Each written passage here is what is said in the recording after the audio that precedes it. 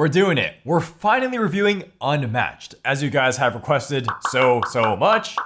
And we're going to be going with Battle of Legends Volume 1 today. This is one of the most accessible games we've ever seen here at Shelfside, where you take pop culture-ish heroes and pit them against each other, like Alice in Wonderland fighting against Medusa to the death.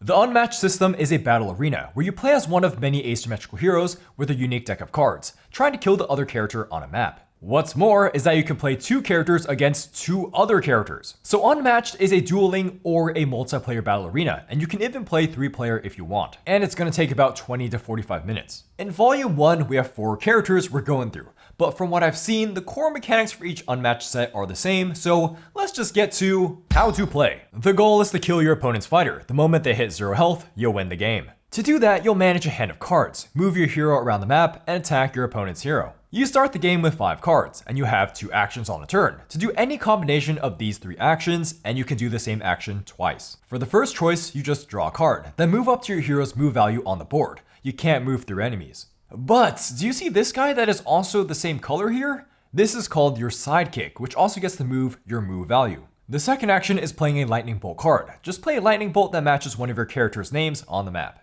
To attack, just drop an attack card from your hand that matches the attacker name. The target player can play a defend card that also matches their character. Flip the cards, see what happens. Defender takes damage that is the difference between the cards. Abilities can go off to maybe deal more damage, and when it says won the battle, you win as the attacker by doing at least some damage, and you win as a defender by taking no damage. After your 2 actions, you just pass your turn, your opponent does 2 actions, and you just keep passing these 2 actions back and forth until one of the heroes dies, they lose the game. That's Unmatched. We'll get a little more into the 2v2 mode later. I gotta bring up Into the AM for sponsoring this video, and I'm actually gonna talk about their sweatshirts, which I've personally been having a fantastic time with. I went on a trip with some friends and basically wore the sweatshirt the entire time. You can see me playing Unmatched while wearing it. And when I need a tee, I have these nice fitting basic tees underneath. You can get 3 of these basic tees for $49.95. Into the AM is also running a bundle deal for their graphic tees, which is 3 for $60. Click the link on my description and get 10% off these premium made tees.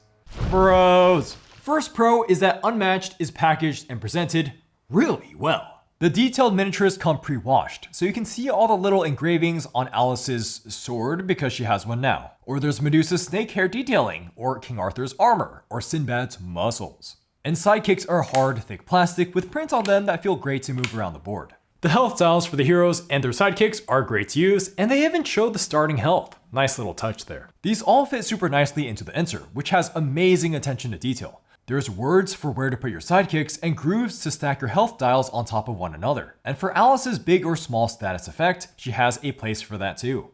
The insert really facilitates how fast this game is to set up. All you have to do is grab your hero mini, deck of cards, sidekick, health dial thingies, smack your hero on a place on the board, and you're pretty much ready to start playing. Just get that deck of 5 cards and you're already strategizing your move. This whole process can take about 30 seconds, which is amazing, and cleanup is just as fast. Let's zoom in a little bit on the cards, because that's what this game centers around, and they're good quality, with a ton of varied art between the heroes, including unique backs. On the fronts, each hero has their own unique flair and color scheme, sometimes showing action for fighting, or nice things for Alice to drink, or tripping out by looking through the looking glass. When the card abilities aren't unique, the art is. Look at all these different poses for the same name.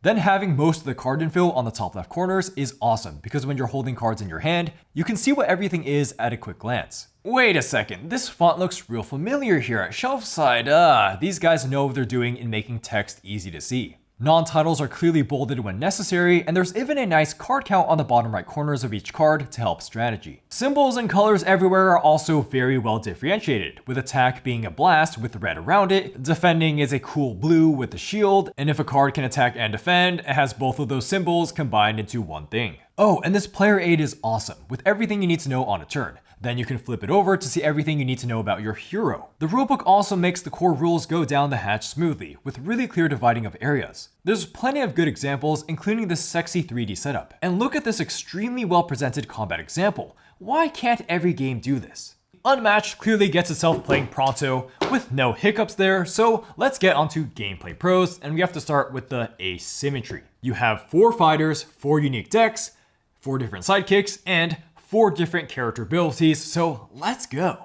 Alice is a flexible fighter who can go big and increase all of her attack damage, or shrink to get more natural defense. You gotta know when to change size with her specific cards. And if you're small and want to attack, well, you can send out your Jabberwocky sidekick to attack, who is fantastic at taking out heroes with Claws That Catch for 5 damage, or Jaws That Bite for 6 damage. And her trump card is to defend with the Looking Glass to draw cards or recover health, or best of all, reposition anywhere on the board.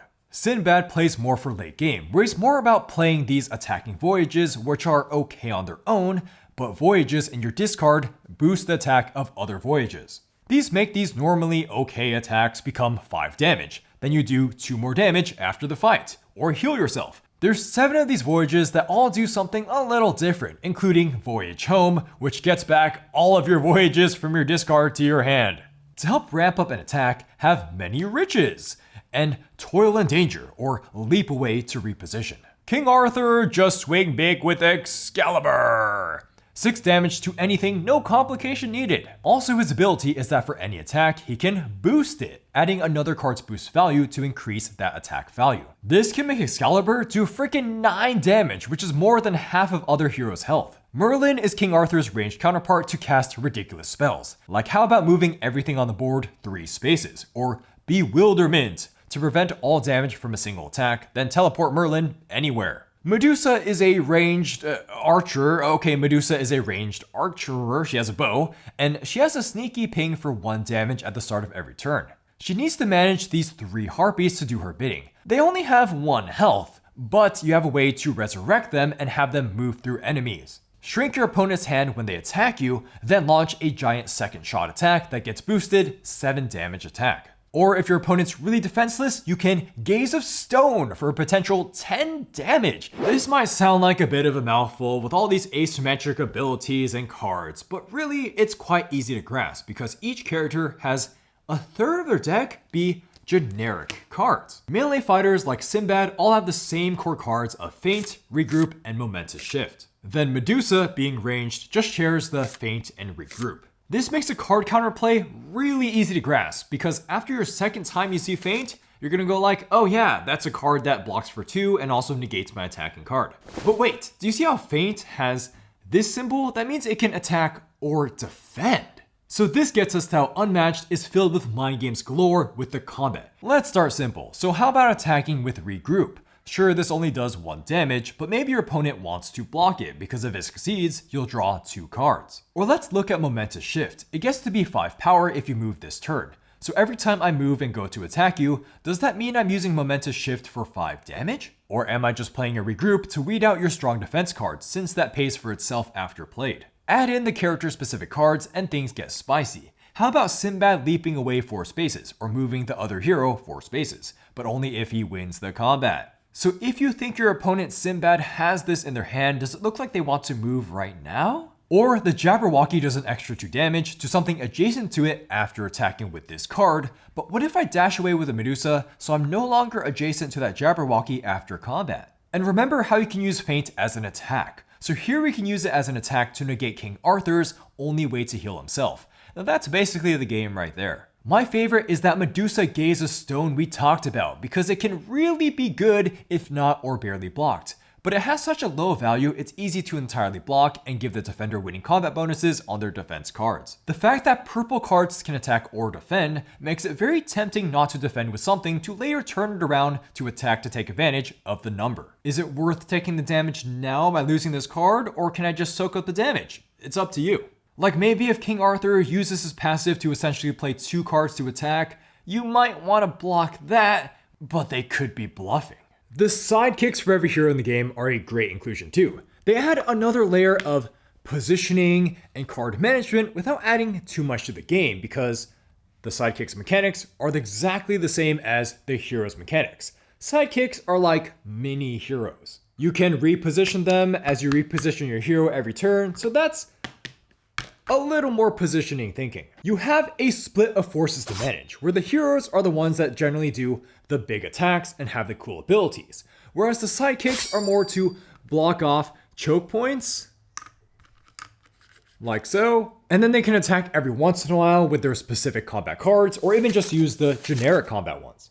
Every matchup gives you the question, how are you going to use these sidekicks since they move just as fast as your hero? Do you send them off to go attack on their own? Do you use the Harpies as a shield for Medusa around her? Maybe Merlin wants to constantly run away so he doesn't die before he casts spells that move every single fighter on the board. Yes, let's move King Arthur right into Excalibur position. When fighting against sidekicks, should you just kill them ASAP to limit your opponent's board presence and render all their sidekick cards almost useless? Or maybe you just focus attacks on your opponent's hero and ignore their sidekick, since killing a sidekick won't exactly win you the game. It's a pretty potent question you'll have to answer with every matchup and opponent playing tendencies. Also attached to drawing a card as an action is a move, so you might as well move like crazy in the game if you can. You have a flexibility to also boost that move by discarding a card for its boost value. Or then how there's a ton of attacking cards that move you after attacking. You can attack, then move off of that attack's ability, then go attack something else. And then you can move again. Speaking about moving around enemies, let's talk about what happens when the board gets a little bit more crowded with the 2v2. This mode actually adds a healthy amount of nuance to the game because since there's more bodies on the board, you can have sidekicks blocking off bridges like this, or maybe you just use them as pinning to pin Medusa in the corner with the help of your heroes. The synergies are real in the game. Maybe you use King Arthur to attack one player like crazy to weaken their hand, then Medusa goes in for the stone gaze kill 10 damage. Or King Arthur uses Merlin to move everyone 3 spaces, to move Sinbad right into position to use all its voyage cards on his turn. It's thrilling to find ways to turbo your abilities together, while the positioning possibilities are huge with a teammate. Let's talk replay value now though, where there's 2 maps. This one with 2 simple bridges that you can choke off really easily, or this one, where it's like a castle where you can try to control the high ground. Add that on to 4 heroes, where you can play 2v2 with all sorts of combinations. Yeah, there's really good value to be garnered here. Again, kind of for the 1v1, but we'll get back to that later. And we can't just end on replay value there, since the Unmatched system is specifically designed to match heroes from across sets against each other. And yes, while you have to spend more money to do this, it's slightly different from other board games in that you're also getting new maps, and you don't have to read any new rules. Yep, after some skimming, I found the rulebooks are pretty much all the same. In a fighting dueler like this, even one new character can go a long way, especially in 2v2 modes, so you can easily boost replayability. This bonus must be discussed here, because it's so baked into how Unmatched was meant to be approached, and we'll delve into Volume 1 standalone value during scoring. The last pro is that Unmatched really does run true to time of about 20 to 40 minutes. The 1v1 is more like 10 to 30 minutes, whereas 2v2 is more like 30 to 60 minutes. Games are guaranteed to end as you take damage once you deck out of cards and can't draw anymore. And then the 2v2 can run a little longer if you have a talkative group, but for the most part, yes, Unmatched is totally a super fast fighting skirmish game. Cons! So this rulebook, despite it being mostly good, glosses over one thing too much. It barely explains boosting for attacks, which is when you play an additional face down card to add strength to a played attack. There's no example, and it doesn't clarify that when you play a feint on King Arthur's Excalibur, even though there is no ability to negate, it still treats it like negating the card effect, which does remove any applied boost number. We only found out about this by reading stuff online, which should never be mandatory to play a hero correctly. So now let's get into the gameplay cons, and here we have to reveal that Unmatched is actually unbalanced. Yes, this battle arena does have some differing power levels for its 4 fighters. Let's start with King Arthur right here, who is really underpowered. So King Arthur's main ability is that he can play 2 cards as an attack, to have one of those cards boost the other. But this boost can just get utterly negated by a feint to negate boost, by negating the card as well, so you don't get that effect either. It's a double whammy in feinting being so good in defending against Arthur. Sure, some damage will go through, but card advantage is so important in Unmatched that by losing 2 cards to just do your normal attack with no ability is not a good play. Excalibur is King Arthur's strongest attack for 6 damage, but you only have 1 Excalibur card in a deck of 30 cards. Kind of 2 if you count Lady of the Lake to take an action to grab Excalibur from your discard, but then that's adding extra steps and you lose a bit of a surprise factor. King Arthur's best attack by spending 2 cards is 9 damage, which likely gets feinted because they can see the boosted attack coming, so here it's 4 damage for 2 cards. Now let's take a look at Alice. She can do Jabberwocky attack for 5 to 6 damage with 1 card, and she has multiple of those cards. Plus she has an ability to passively defend herself or turn a skirmish into 6 damage with her passive. Oh, Excalibur did 6 damage by itself, oh huh. You simply cannot boost too many attacks to weed out feints as Arthur because you'll just simply run out of cards, and Arthur struggles getting his hand back up. He only has 3 ways to +1 card advantage off of his unique cards, whereas other heroes have built-in +2 or really useful ways to discard their opponent's hand. But wait, King Arthur has Merlin, right? That's how he makes up for all his deficiencies. Kind of. Yes, Merlin is kind of like the hero for King Arthur, where he has some really good lightning cards. He has the only area effect attack in this set, which also lets you draw a card. Or he can move every single fighter 3 spaces. Or then how Merlin has a ranged attack for his normal attacks gives him a lot of flexibility. But Merlin is still not good enough to make King Arthur balanced, where there's not that many Merlin cards compared to King Arthur cards, so you'll still have to end up boosting quite a bit if you want to do damage, which again is a card inefficient play. Oh, and then King Arthur being card inefficient means that he's more prone to decking out and then taking 2 damage every time he has to draw, which is another losing condition for him that doesn't matter as much for the other characters. Okay, but then what about health? King Arthur has the most health at 18, and a massive way to heal with this Holy Grail card. True, but the problem with this is that health doesn't really matter in this game until you hit 0. Card advantage is still crucial to attack and defend. On the other end of the spectrum is Medusa, who isn't nearly as strong as King Arthur is weak, but overtuned in multiple ways. First, she's ranged, which in of itself is an insanely strong trait that doesn't really have many downsides because less health isn't a huge deal in this game. Getting to hit about half of the castle map is just ridiculous, especially in 2v2, giving Medusa clean access to the Action 1 attack, then Action 2 also attack, super efficient turns many Ameritrash games suffer with, where whoever has to move on the map to attack doesn't have access to doing back-to-back attacks. The Harpies are really good too, with their base move of 3, and with this Winged Frenzy card can move through opponents and literally resurrect one dead Harpy. The Harpy capacity to block off parts of the map or soak up attacks are too good. Remember, attacking them only does 1 damage ever because they only have 1 health. And only King Arthur has an area effect attack in the game. While you're dealing with Harpies, Medusa sits in place and keeps pinging for 1 damage with her ability, which is quite good against the low health sidekicks. And then she also has a way to boost one of her already strong attacks and has the strongest boost values in the box. Granted, Unmatched is a game filled with some randomness in drawing cards, and then there's some matchup quirks, so I went online to see if anyone else had any thoughts on this. And yep, those balance issues were all over the BGG page. And if I take this spreadsheet of 12,000 total entries and just use the King Arthur data against this box's characters, he has a 31.66% win rate, which is really embarrassing. Medusa has a good win rate overall of 57%. Now, this data isn't from tournament play, so I can't be too certain on what percentage of those are from newcomers, because King Arthur is definitely harder to play and Medusa easier, but I've read so many anecdotes online that just say, I played dozens of games and King Arthur blows, and so I'm just going to contribute to the online fixes for him. I would actually give him another Excalibur to contribute some more firepower, or some other strong attack, like maybe let's just throw in Clarent, his other mythical sword, to do maybe 5 damage, and then have some type of ability, like moving Merlin or giving Merlin something else. And then why not give King Arthur a couple more cards in his deck so he's not so prone to decking out. Oh, and lastly for Arthur, you could make Fainted Boost go back into his hand to not lose card advantage, thanks to BGG for that idea. For Medusa, we would start by reducing her movement for her Harpies, the sidekicks, reducing it from 3 to 2, and then making her boost values just a little bit lower. You may have also noticed that Sinbad and Alice don't quite have 50% win rates. Their win rate is getting pushed down by Medusa, of course, but they are a lot more normal feeling compared to freaking King Arthur and Medusa. And luckily, the imbalance isn't nearly as bad if you play 2v2, since characters do end up covering for each other's weaknesses, and positioning for team play matters more to make it not feel like all about the card play. But if you're playing 1v1, then balance does definitely drag down the replayability there, especially if your group has similar skill levels in games. Sure, the decks will give out different hands of cards, with plenty of opportunities to misplay or mind game well, so matchups are never completely solved. Nitpicks. We have quite a bit of nitpicks, but they're not ultimately affecting scoring, so if you want to go ahead and jump around to that, go for it. First, there's the miniatures where yes, they are washed, but definitely not in a clean way. If you take a close look, you can see that there's 0 on these people's faces.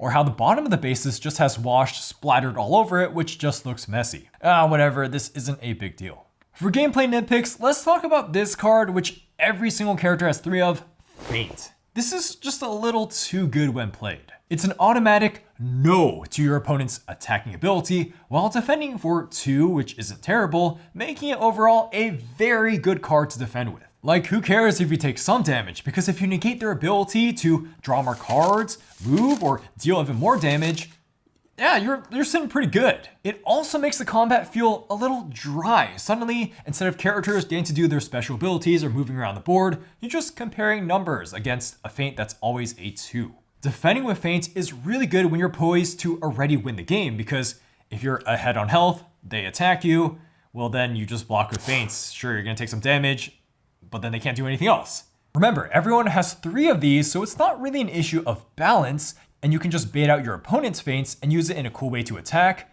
It's just that its ability while blocking is too all-encompassing for the number. Perhaps giving it a defense of 1 and an attack of 2 would be okay, but I'm sure they didn't want to do that to not be too confusing for newcomers. If you've played Unmatched, let me know what you think of feint. It's a bit of a head scratcher to me. Then, as much as we praised positioning, it can lose a lot of flavor once all the sidekicks die on the map. It's evolving the game into a bit of a me run, then you run sort of thing. Like, this player draws a card, then moves. Then this player draws a card, then moves away. And then kind of rinse and repeat, and sometimes you're just standing next to each other and just attacking until you die. This isn't that bad of a concern because this simple positioning just goes hand in hand with this being a very simple and short game. And if you want more nuance, then of course just play the 2v2, and Medusa has 3 harpies to manage. You can even two-head it by controlling 2 characters at once for the 2v2, so that's definitely more positioning to play around with. Then let's talk about Sinbad, where while his power level seems pretty well tuned, he's kind of a one-dimensional character, in that all he needs to do is just keep melee attacking. So the way for Sinbad to win is through getting voyages in his discard. They must be there. So it's fairly easy to counter Sinbad, as he's weak unless he's attacking a lot, or he makes his hand really big to force himself to discard voyages. Him being so simple can dampen replayability a bit, but hey, not a big deal for the scope of the game, and again, 2v2 exists. The next nitpick is how this game handles randomness, where you can have completely dead hands if your sidekick dies early and you get to mid-game. Sure, while you can discard these sidekick cards to boost movement,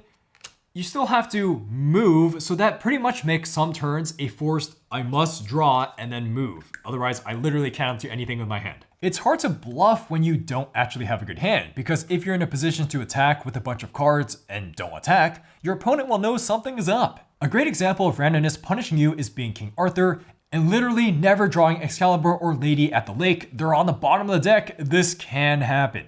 You open with 5 cards in your opening hand, but we would have liked to see an advanced variant to get a free mulligan at the beginning of the game, so you have less chances of drawing poop. Scoring time. Now it's time for a recommender score on Unmatched Battle of Legends Volume 1, where we try to critically evaluate the aforementioned pros and cons, with the caveat of whether or not this is even a good idea in the first place. So, Unmatched Battle of Legends Volume 1 is going to get a 7 out of 10 from us. It is good. So the rulebook cover and back of the box says that in battle, there are no equals. And yeah, they're correct, because the power level of stuff in this box is not equal. We dock a lot of points here because this head-to-head fighter does really feel like Unbalanced Volume 1, Battle of Legends, or Unfun Volume 1 if you're playing as King Arthur against Medusa 1v1. Apparently, the designers on BGG claim they've tested this box 500 plus times, but even by following their strategy tips, King Arthur still feels underpowered in 1v1. We can see a lot more merit for him though in 2v2.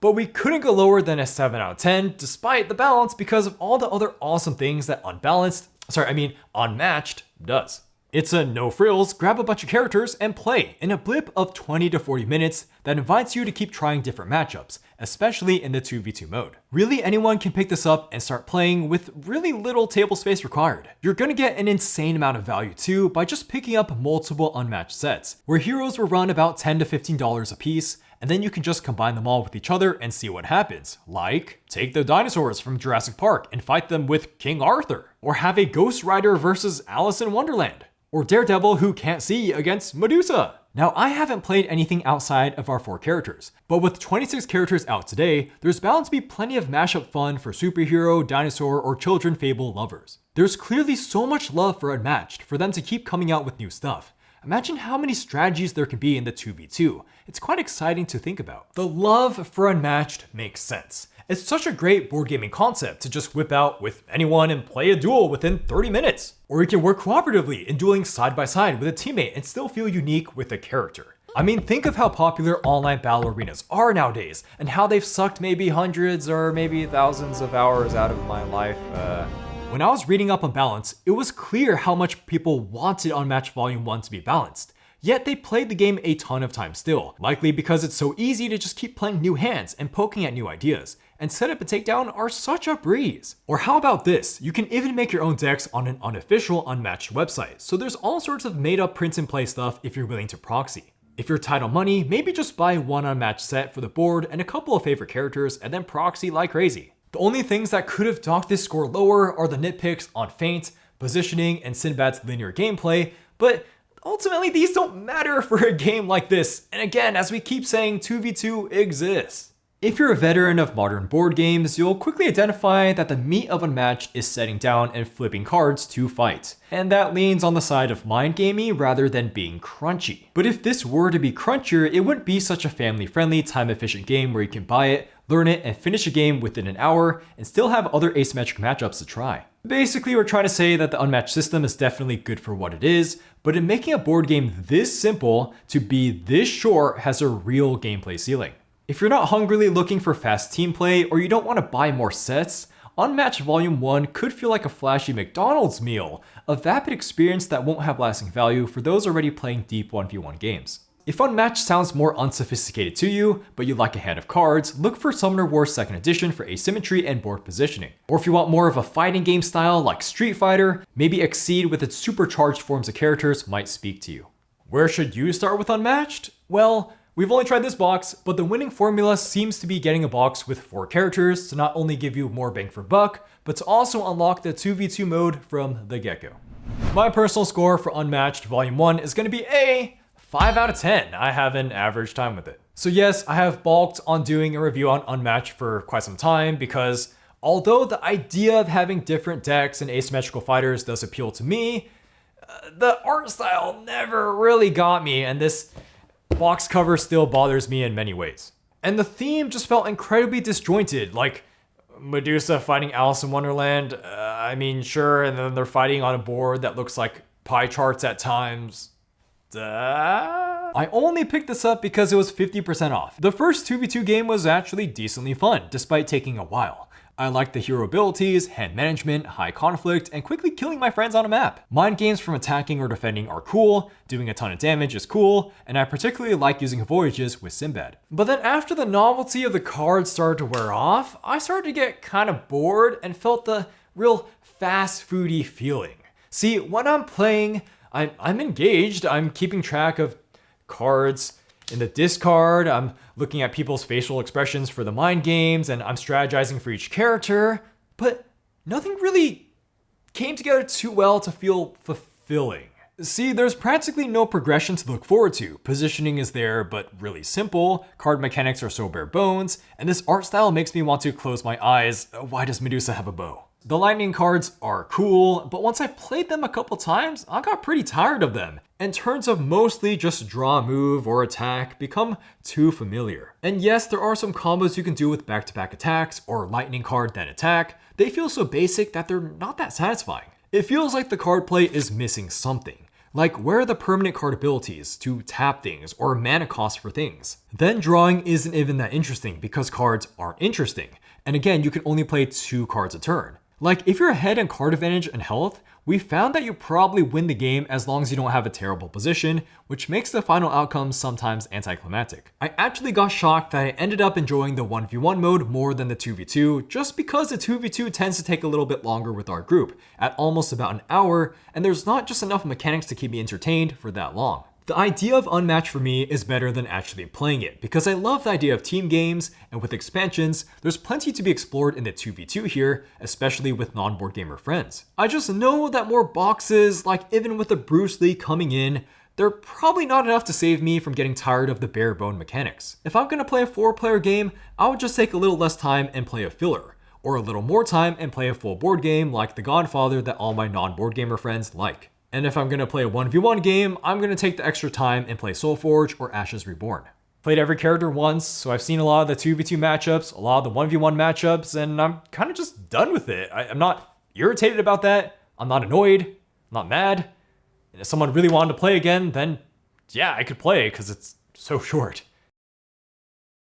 Well, that was Unmatched Volume 1, and of course I've only played this base game, so please let me know what you think if you played a bunch of the boxes. Really like to see how Bruce Lee works, and thank you to our patrons for making videos like this possible. We got everyone over there. Thank you guys so much. And then we got our Man That's a Cardboard right here. And yeah, that's pretty much it for Unmatched Volume 1. War of the Ring review coming soon. War of the Ring card game. Where's the review for this? Coming soon. I'm about halfway done with the script. So yeah, remember to like, comment, subscribe. See you guys soon in War of the Ring, the card game.